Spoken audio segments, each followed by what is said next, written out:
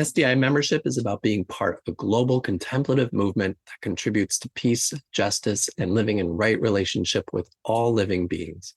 The SDI learning community is a group of compassionate listeners who are committed to serving others on their spiritual journeys. Everyone is welcome to become a member of SDI, which also supports our work to advocate for the healing contemplative modalities of spiritual direction and companionship. Become a new member or renew your membership on SDI's secure online store at sdicompanions.org. Welcome to this episode of SDI Encounters, a podcast on spiritual direction and spiritual companionship. I'm Matt Whitney. Thank you for listening. Learn more about our work and the work of spiritual direction and spiritual companionship on our website, sdicompanions.org.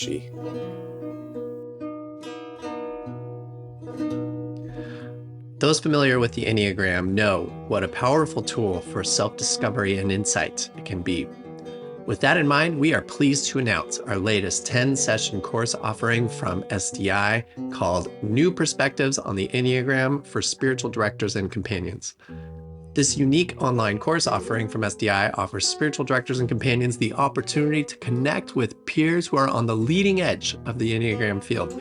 This course will give seasoned Enneagram explorers the opportunity to take a deep dive and develop new perspectives about the use of this medium in spiritual direction and companionship, while honing new skills and approaches to their practice and calling. We recently hosted a preview of this series, inviting many of our presenters for the course to share their perspectives. What's new for them? What's stirring? How does exploration of the Enneagram take them beyond archetypes and personality types and into deeper reality and identity?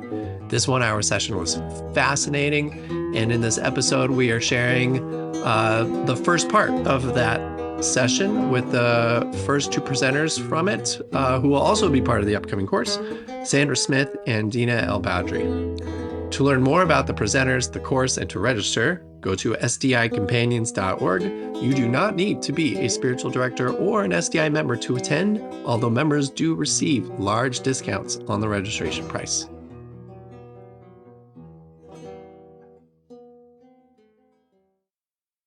Welcome, everybody. My name is Matt. I'm the creative director here at SDI Spiritual Directors International. I'm calling you from my home on the unceded lands of the Duwamish people in Seattle. And we are here for a free session on new perspectives on the Enneagram, which is a topic that is very near and dear to many of our members and certainly our presenters. And so we have several esteemed friends here who are going to be speaking a little bit about their work on the Enneagram and really what's inspiring them these days. They've been longtime practitioners who are discovering new things all the time and are excited to share about that. And we actually are offering a broader 10-session series on new perspectives on the Enneagram. We'll make sure to include links here so you can check those out. But as part of that, we're doing this session. So some of you might be curious about that, and we're going to learn a little bit more. And so we're going to dive right in. Again, we have several of our presenters here. We're going to get to hear from each of them. And we're going to begin with Sandra Smith, who's been a longtime friend of SDI and has written for us and done workshops. Maybe just introduce yourself briefly and give us a few minutes about what's inspiring for you these days. Thanks, Sandra. Thank you, Matt. And thank you, Rutham and Tufay and all of SDI. And thanks to all of you who showed up and have an interest in the Enneagram. I've been teaching the system for 24 years, and I'm from the tradition of Helen Palmer and David Daniels. And now I'm learning in Diamond Approach School with Sandra Maitri and Hamid Ali. I would say that I don't know where my spiritual life would be without the Enneagram, without knowing my type. Because knowing my type tells me how I block my heart from receiving and giving love. So it's really important to know the intricacies and complexities of our type so that we're not reinforcing it. Rutham asked me to offer a brief introduction to the Enneagram. So, Matt, I'm going to do a little bit of that, and then I'll talk about my own session on April 3, just to make sure we're all on the same page here. So the Enneagram evolved into the map of transformation for our consciousness that we have today. It's not about self-improvement. It's about the transformation of our consciousness. And it weaves the world's religions and philosophies, drawing from Taoism and Buddhism and Christian mystics, Islamic mystics, the Sufis, as well as the Jewish Kabbalah. The Greek Armenian George Gurdjieff really brought the symbol to the public eye, aside from Pythagorean theorem. And he is the teacher that brought us the understanding we have three brains, three centers of intelligence, as well as the concept of essence and type structure, or Enneagram. And in the 50s and 60s, a Bolivian philosopher, Oscar Chazo, took his teachings, drawing from them and using his own wisdom, created the Enneagram of personality and spirituality. His student, Claudio Naranjo, brought it to the United States and began teaching it in Berkeley to such folks as Hamid Ali, Almas is his pen name, and Sandra Maitri. Both Gurdjieff and Chazo understood the Enneagram as a way of framing long-term spiritual practices, as do Maitri and Almas and others. So where some popular notion is that this is about my type, when we do our spiritual work and inner work, we become someone opposite our type. So it's good to keep in mind that we have two selves, an automatic self that's in lockstep with the Enneagram's patterns and narratives, and an authentic self, our essence. So when I'm present, when I'm in presence, you get Sandra. When I'm not, you get the patterns of Enneagram Type 8. And the same is true for you. Type recedes when presence arises. And so this type is formed by both nature and nurture. Some of it we're born with, temperament, nervous system wiring, energy. And some of it forms in utero to 5 years old when they say we now have a personality. An ego structure is pretty formed by 5 to 7 years. And guess what? Then type gets laminated onto our essence. And our personal work and our work as spiritual directors and companions is to start creating a distance between our essence and this type structure. And there are many ways we can do that. But when we engage with people who know their Enneagram type, to understand type-specific practices that create the distance between type and essence is so important. So the Enneagram, as many of you know, isn't cookie cutter. Each of us is a unique expression of our Enneagram type. So we can't make a poster child out of a type. Oh, my dad was a 1. I know what you're like. Nope. We each have family histories, personal histories, and life experiences that make us all different. But people of the same type have the same internal operating system. Remember, the Enneagram isn't about behavior. It's about what drives it. So that makes it very different than DISC or Myers-Briggs or predictive index or colors. Those are about behavior. This one isn't. It's also much more complex and sometimes more difficult to discern which type is home base. The type we lead with. Remember, we're not a type. We lead with a type. So the Enneagram doesn't put us in a box. It shows us the limiting patterns and false narratives that form the box we're in. And so our work is to start peeling back the layers of the type, those patterns and narratives that keep us shriveled And as we peel those back, the radiance of our souls begins to shine. And I'm one who believes that our essence is cheering us on in the process. And I think as a spiritual director, that's my work for myself and those I support. And so a little bit about my April 3 session. Because presence is foundational to self-observation and our growth work, our work with the Enneagram, I'll be discussing the difference between presence and being present.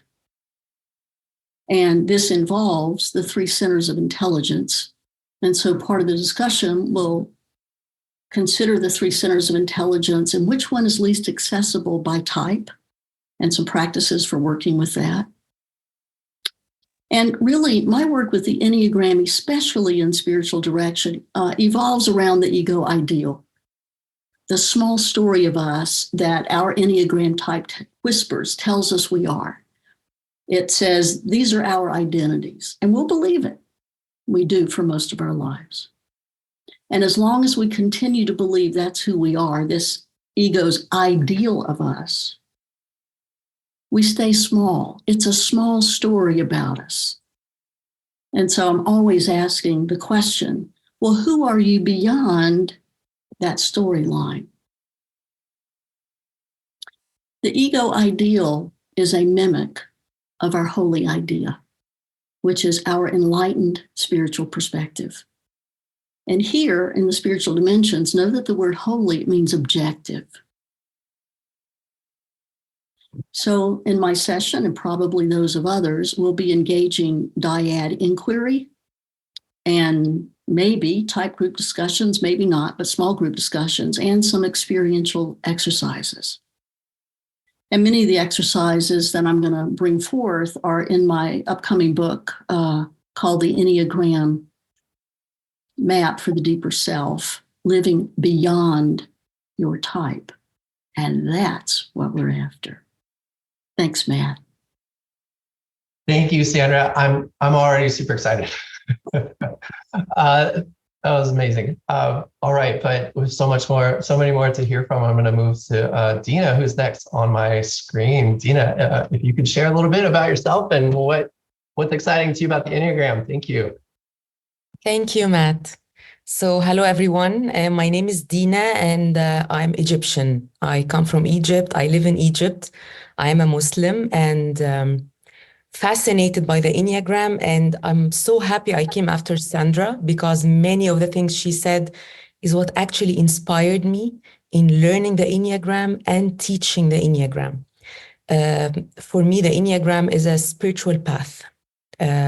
Knowing our type is just step number 1. And there are so many other steps. When I learned the Enneagram, I knew I'm a 6, a counterphobic 6, and it was not good news to know that I have fear. Bad surprise. So the first question I asked my teacher was, can I change my type? This was 8 years ago. And he said, well, sorry, you can't. And it felt as if I'll be stuck with this 6 and with fear all my life. And then I started to look deeper into the Enneagram. I got fascinated by Gurdjieff and the word essence. This is what really, really took me. And I learned that Gurdjieff spoke of the main centers of intelligence, the 3 main centers, but he also talked about higher centers. And this is where all the possibilities are for all of us. The main theme of my topic that I have already presented in San Francisco, I did in Cairo and in many other places, is more around the higher human potential, what a human being can be. I was so fascinated by what Gurdjieff taught about the higher centers and the potentiality of the human, and actually the potential immortality for us human beings. And since I come from an Islamic background, I'm not conservative at all. I'm a very liberal Muslim. So I was very, very in touch with Sufism for a long time. And Sufis also talk about the immortality for humans. So it was a very interesting thing for me to try to correlate both. What immortality means from the Gurdjieff perspective and what immortality means from the Sufi perspective. For Sufis, they have what they call the 7 spiritual stations or the 7 levels of nafs. They call it this way. The nafs means the self. So it's the 7 stations of self. I love doing this presentation. It starts with how limited we think we are when we are in personality and what our higher potential can be, which can actually be a full manifestation of the divine on earth. And this is actually what a human being is created to be. I believe this is our mission on earth. And it's like we were sent here on earth on business trip, but we forgot to do the business and we're having the leisure activities instead. So I always say this example, well, have you ever went on a business trip and you forgot to do business and you just enjoyed the leisure activities? Well, this is what we are doing here on earth. So my presentation is a remembrance, a correlation of what Gurdjieff says and the Sufis say, and actually with some practices from Sufi schools. The main practice is what we call dhikr, or in English, it's called remembrance, which is actually saying, memorizing the names of God, the 99 names of God. And I believe for each type of the 9 types, there are 1 or 2 names that really resonate with this type and reminds us of our holy ideas. And this is the whole idea for Sufis, to remember your essence and who you are. I forgot to say I'm an Enneagram teacher and coach. I work in Egypt and I work with archetpyes Academy with Beatrice Chestnut and archetpyes. I'm their partner in Egypt and I am the head mentor for their academy worldwide. Thank you, Dina. It's such an honor to have you as part of the series and to get to hear from you. And anyone talking about immortality is going to have my attention. So this is shaping up to be amazing already. Thank you.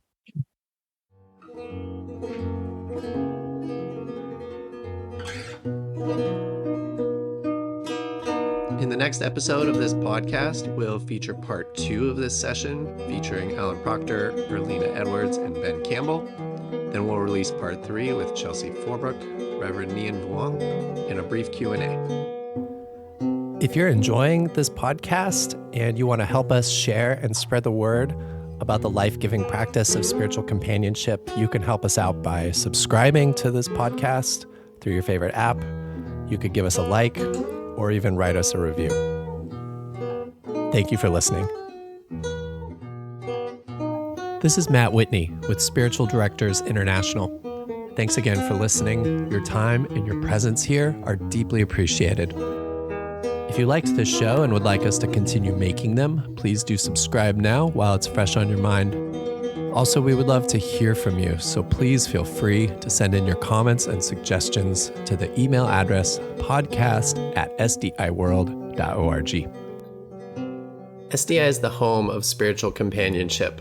Learn more about us and our work on our website, sdicompanions.org.